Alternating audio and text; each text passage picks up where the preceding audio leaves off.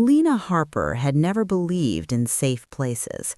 Even in the small town of Everwood, with its tree-lined streets and neatly painted houses, she felt a lingering tension, the kind that whispers in the quiet, suggesting something unseen is watching.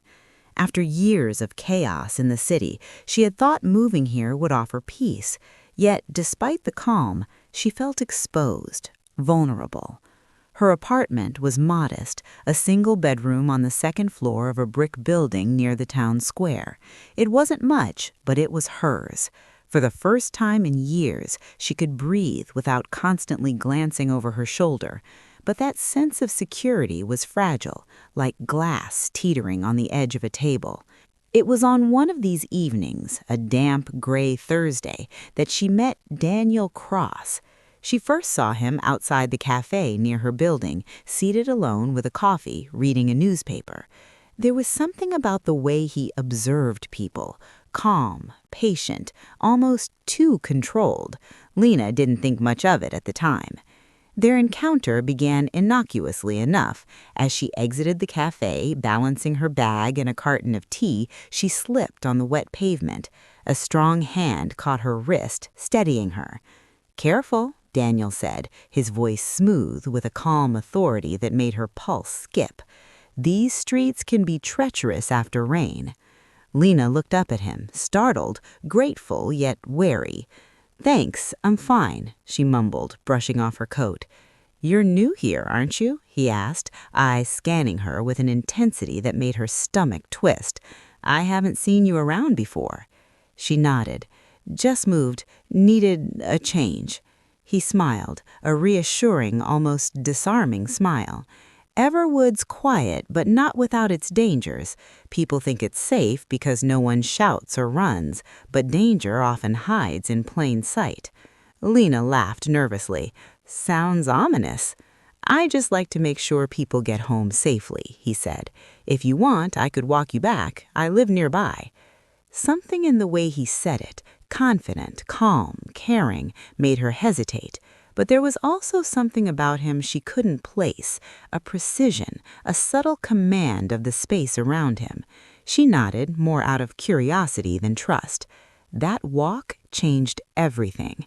He matched her pace perfectly, occasionally commenting on the quiet streets, pointing out small details, a loose railing, a broken streetlight, things only someone observant would notice. He seemed protective without being overbearing, courteous without seeming intrusive.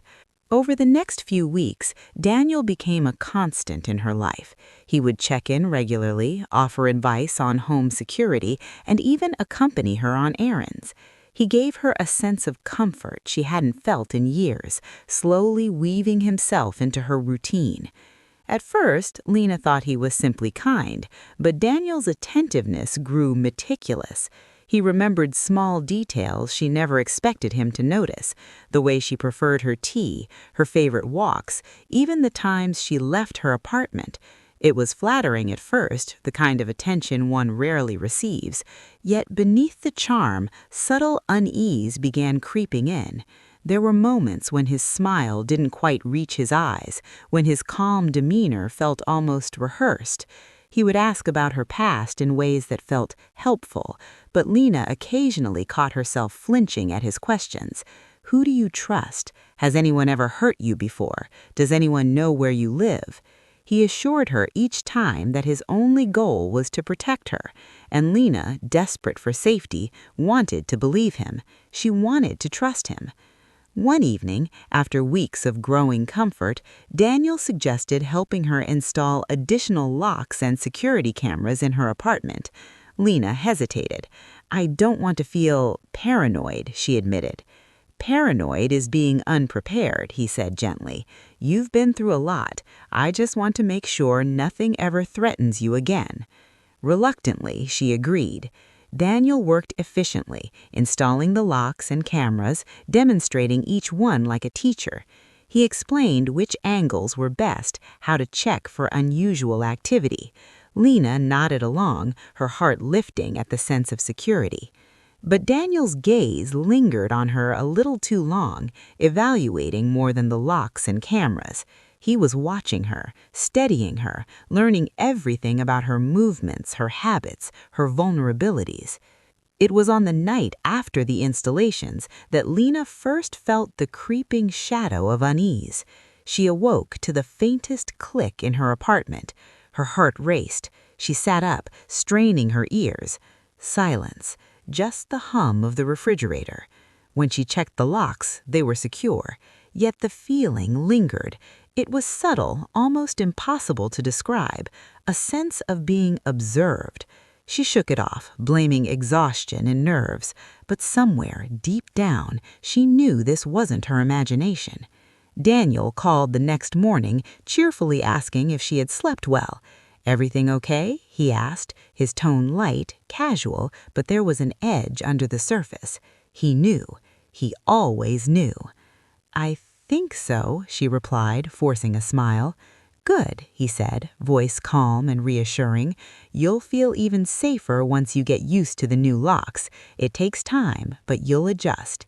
And she did, slowly, painstakingly, convinced that the man who watched over her was a guardian angel.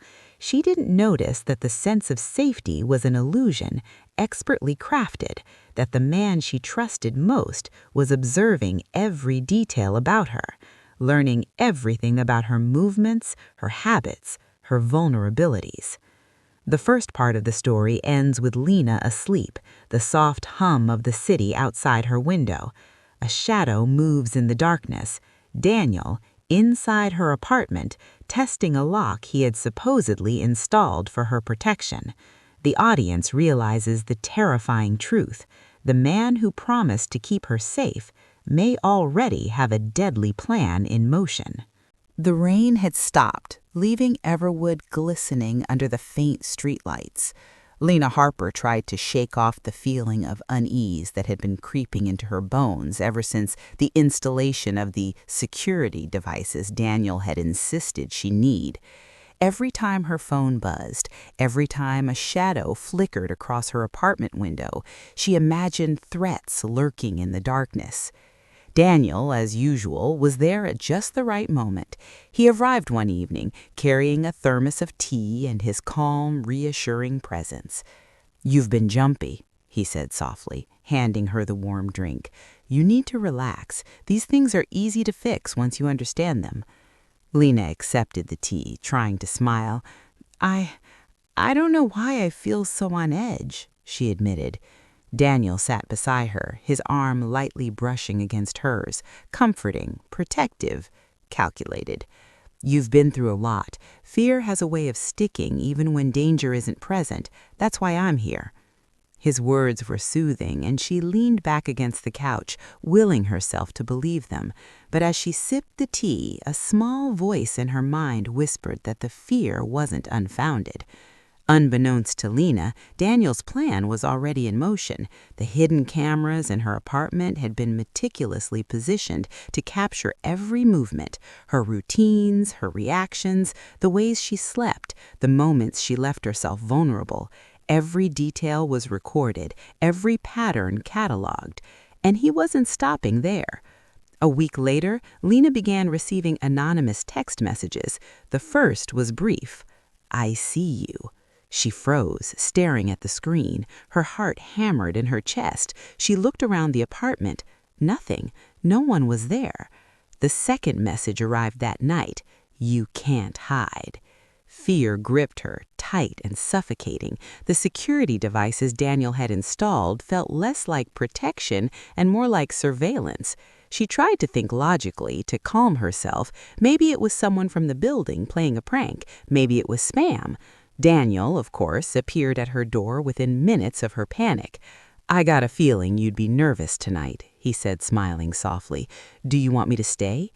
Tears welled in Lena's eyes. She wanted to scream at him, to push him away, to run. But instead, she nodded. "Yes, please." As they sat together, he comforted her, subtly steering her thoughts.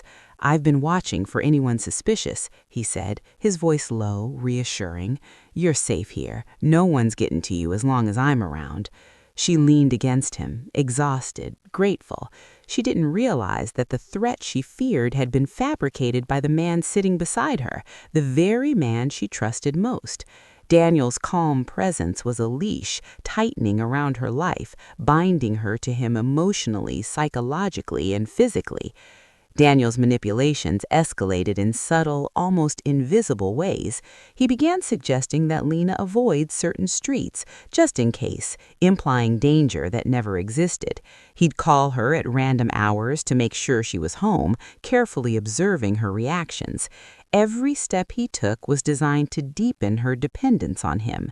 And yet Daniel wasn't satisfied with emotional control alone. He reached out to individuals connected to Lena's past, people she thought were long gone from her life. He whispered partial truths to them, hinting at where she was, planting the seeds for a scenario that would look like her life unraveling, but only after his plan was complete.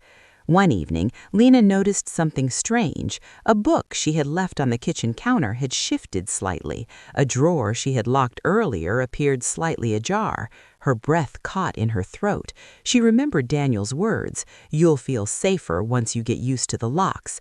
Was this him? She wanted to ask, but the thought of his reassurance held her back. The tension reached a peak when she discovered a small camera hidden inside the vent of her bedroom ceiling. Panic surged through her. She pressed her finger against it, feeling the cold metal. Every instinct screamed at her. Someone had been watching her, tracking her movements, invading her privacy. Daniel appeared almost immediately, claiming he had forgotten to remove it after testing the system. His tone was casual, soothing. "I wanted to make sure the cameras covered all angles," he said, brushing it off as if it were a minor oversight. "You're safe now, see?" Lena wanted to scream, to accuse him, to flee, but a part of her still clung to the illusion of safety he had crafted. After weeks of constant reassurance, she couldn't bring herself to believe that the man who had promised to protect her could be the very one endangering her. Yet as she lay in bed that night, her phone buzzing with a new message, "I know what you're thinking," the truth began to press down on her. Her fear, once a whisper, had grown into a roaring realization. The danger she felt was real, but the predator was closer than she could imagine. Daniel's mind was already moving ahead, planning the next steps of his intricate scheme. The storm of fear and trust was now under his control. He would manipulate every clue, every message, every shadow in Lena's life to ensure she felt trapped, helpless, and entirely reliant on him.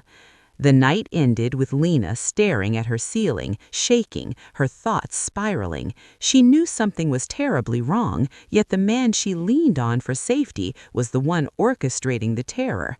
And the audience is left gripping the edge of the narrative. How far will Daniel go? Can Lena escape the trap he's weaving around her life before it's too late?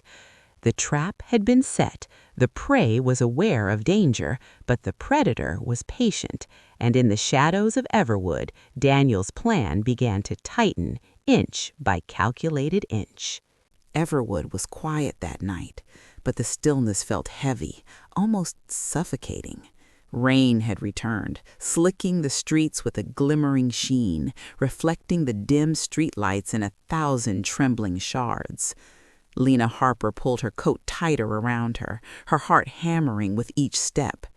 Ever since discovering the hidden camera in her bedroom, a constant hum of paranoia had accompanied her every movement. Daniel Cross had been different that evening, calm, calculating, and almost too patient. He had insisted on checking in on her one last time before heading home. "I know it's been a stressful week," he said, placing a hand on her shoulder. "Let me make sure everything's secure before you sleep." His touch was warm, but the slight squeeze sent a shiver down Lena's spine. She should have said no. She should have pushed him away, but the carefully constructed web of trust and fear he had spun around her was strong, and she had nowhere else to turn. Later that night, Lena found herself alone in her apartment, clutching her phone and scrolling through old files she had saved. Phone records, messages, camera footage. She had begun secretly documenting everything she could. Daniel's sudden absences, the inconsistencies in his stories, the way he always seemed to know more than he should. But even as she worked, she felt eyes on her, a faint noise, the soft click of a door latch. Her pulse quickened. The shadows in the apartment seemed to stretch and twist. She remembered the messages. "I know what you're thinking." They weren't just threats, they were promises. Daniel had anticipated this moment. Weeks of observing her routines, her reactions, and her fears had brought him to this point. He had a plan now, a meticulous, terrifying scheme that would eliminate Lena and make it appear as if her disappearance were the work of a random intruder. He entered her apartment that night with deliberate silence, carrying a small vial of liquid in his pocket. The drug he had prepared would make her groggy, compliant, vulnerable. It was subtle, undetectable in her tea, yet potent enough to make her sluggish and disoriented. He poured it into her mug while she wasn't looking, smiling to himself. Soon she won't be able to resist me, he thought. Soon it will all be over. Lena, unsuspecting, drank the tea while reviewing her notes. She felt a sudden wave of dizziness, a warmth creeping through her limbs. Her eyelids grew heavy, and the room seemed to sway. Panic gripped her as she realized something was wrong. She tried to stand, but the room tilted beneath her. Daniel appeared beside her, his face calm, almost tender. "Relax," he whispered. "You're safe. Just trust me." But Lena's instinct screamed otherwise. Something inside her refused to surrender. She swayed toward the door, gripping the frame for support, trying to summon strength from somewhere deep inside. Daniel followed, his steps measured, closing the distance. The first spark of defiance ignited when Lena spotted her phone on the counter. With trembling hands, she grabbed it and pressed record. The hidden cameras, the threatening messages, all of it. She captured everything. Her heart pounded with terror, but also with a flicker of hope. If she could get this evidence to the police, she might survive. Daniel's eyes narrowed as she realized her intent. "Put that down," he said softly, but the warning held no real threat yet. He had underestimated her determination. The chase began in earnest. Lena, weak from the drug, but driven by sheer will, stumbled out of her apartment into the storm-drenched streets. Rain plastered her hair to her face, slicking her coat against her trembling body. Her breaths came in short, sharp gasps. She didn't know if she could outrun him, but she had to try. Daniel pursued her, his movements silent, precise. He didn't shout. He didn't need to. Every step was calculated, designed to corner her, manipulate her panic, and force her into compliance. Yet Lena's mind raced with strategies. She ducked into alleys, hid behind cars, and tried to use the rain to obscure her trail. The streets of Everwood became a labyrinth of shadows and light. Street lamps flickered above, casting distorted silhouettes that danced across the wet pavement. Lena's heart threatened to burst as she heard the soft, deliberate steps behind her, relentless, patient. She stumbled into a narrow alley, pressing herself against the brick wall. Her hands shook violently as she fumbled to unlock the emergency exit door she had discovered while exploring the building's fire escape routes. It was a long shot, but any escape was better than none. Daniel's voice, low and calm, reached her even through the pounding rain. "It's easier if you just trust me," he said, almost pleading, as though his act of menace could be mistaken for concern. Lena swallowed her fear and pushed herself harder, forcing the door open and slipping into the dark stairwell beyond. The chase continued vertically, stairs slick with rainwater leaking from above. Lena's legs burned with exhaustion, her body barely responding to the commands of her desperate mind. Daniel followed, slower now but deliberate, watching her every movement, anticipating her next decision. Finally, Lena reached the fire escape leading to the street below. The height was dizzying, but she had no choice. She clung to the metal railing, balancing carefully as she descended into the night. Every step threatened to betray her, but adrenaline carried her forward. When she finally hit the wet pavement below, she collapsed, gasping for air. The rain washed over her, chilling her to the bone, but it also felt like cleansing. For the first time, she had put space between herself and Daniel, but she knew the danger wasn't over. He was patient. He would wait. He would track. He would adapt. From above, Daniel paused, watching her struggle to her feet. A faint smile touched his lips. His plan had not failed. It had merely changed course. Lena's defiance was a challenge, yes, but also a predictable reaction, one he had anticipated. He would let her run for now, only to tighten the trap when she let her guard down. The ending scene ended with Lena slipping into the shadows of Everwood streets, rain streaming down her face, heart pounding, determination burning in her chest. She had survived for now, but the predator was still out there, and the audience is left on the edge of their seats, knowing that the storm of fear is far from over. The storm had passed, leaving Everwood damp and eerily quiet. Streets glistened under the faint morning sun, but the calm was deceptive. Lena Harper's body shook from the exertion of the night, her wet clothes clinging to her frame. Every sound, the creak of a sign swinging in the wind, the distant roar of traffic, made her flinch. She had escaped Daniel Cross.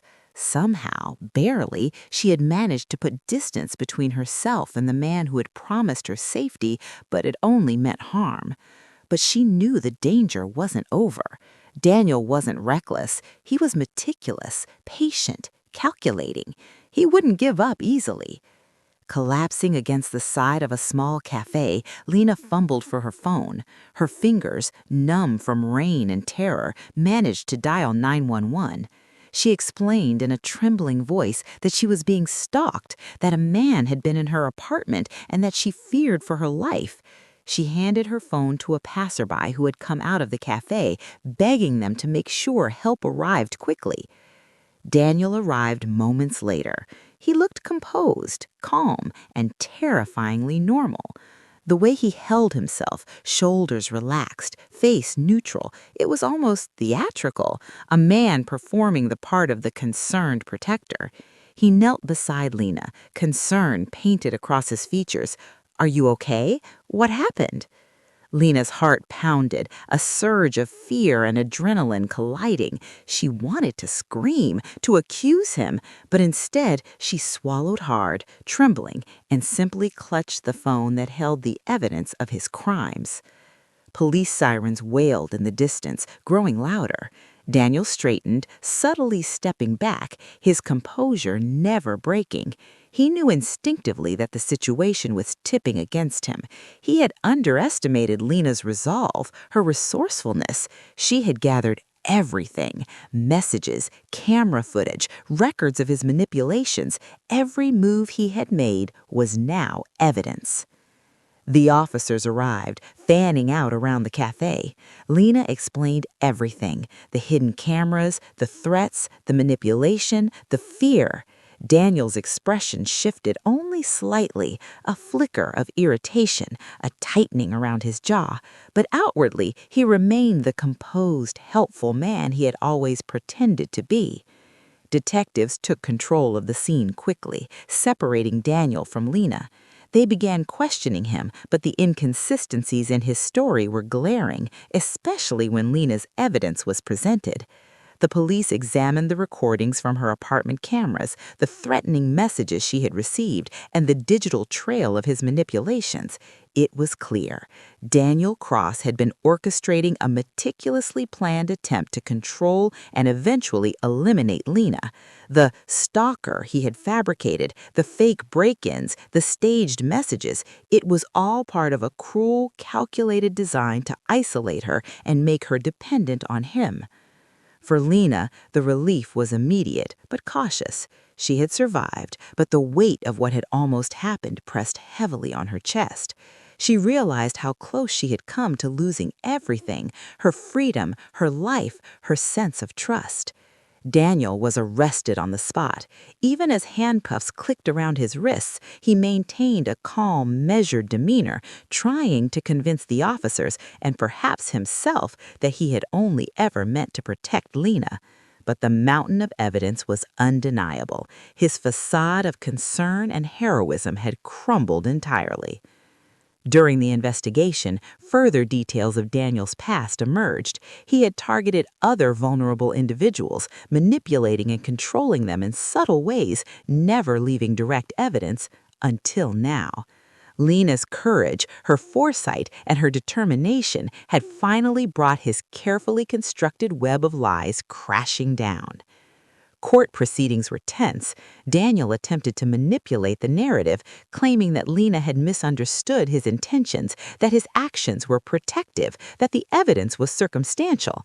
But Lena, supported by the police and prosecutors, recounted every detail: the hidden cameras, the staged threats, the drugged tea, the relentless psychological manipulation. Her testimony was precise, calm, and devastatingly clear. The jury saw the evidence, heard her story, and recognized the danger Daniel had posed.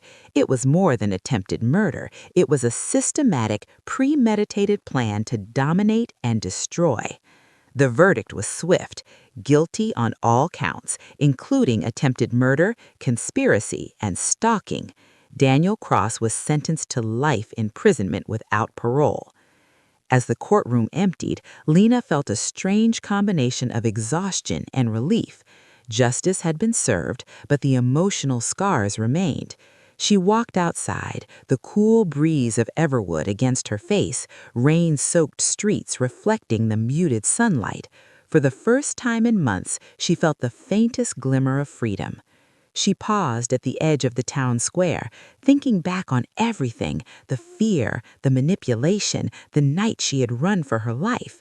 Lena realized that safety was something others could not guarantee.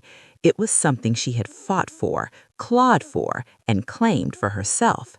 Her phone buzzed. It was a message from a friend she had reconnected with recently, checking on her.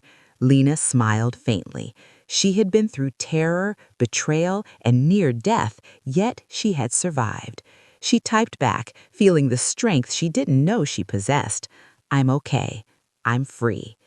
Everwood's streets were quiet again, but Lena knew the peace she felt now was earned, hard-won, and permanent. Daniel Cross was behind bars, unable to reach her, unable to manipulate or harm her further.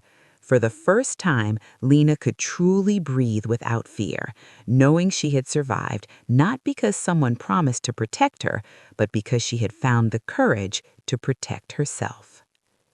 The story ends on a powerful note. Lena walks through the streets of Everwood, rain drying on her hair, sunlight breaking through clouds, and the promise of a new beginning stretching before her. The audience is left with the lingering tension of the ordeal she survived, but also a sense of catharsis. The predator is caught, the victim is victorious, and justice has prevailed.